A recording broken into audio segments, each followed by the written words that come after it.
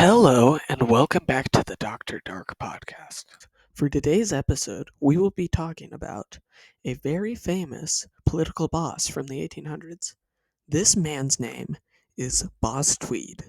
Boss Tweed started out as a congressman representing New York's 5th District. He was very powerful and at one point the third largest landowner in New York City.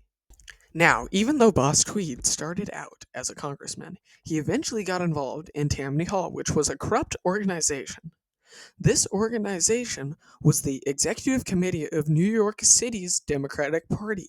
He became head of the General Committee of Tammany Hall in 1860, which is when his corruption really took off. At this point, he got many of his political followers into very important city and county posts. If you look at the picture on the left, you will see a political cartoon. This cartoon has a picture of what is supposedly Boss Tweed with a bag of money for a head. And under it has the label, The Brains.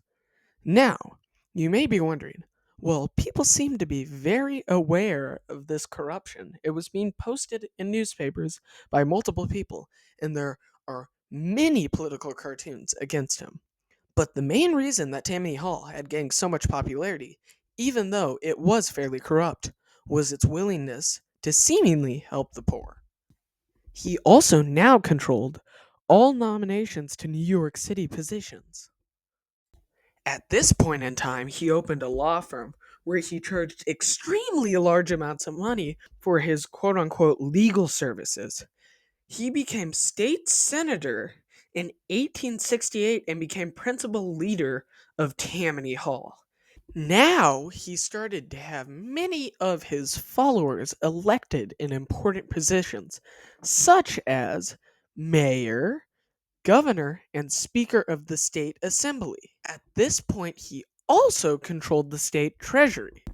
Now, at the height of his corruption, he started to make money off of fake leases, overpriced bills, and not needed repairs, as well as many other just completely not needed charges. He made an estimate of $30 to $200 million off of these things.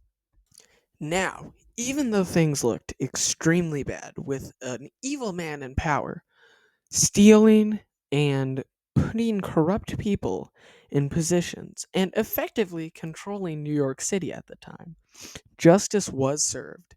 He was caught stealing this money and put in jail.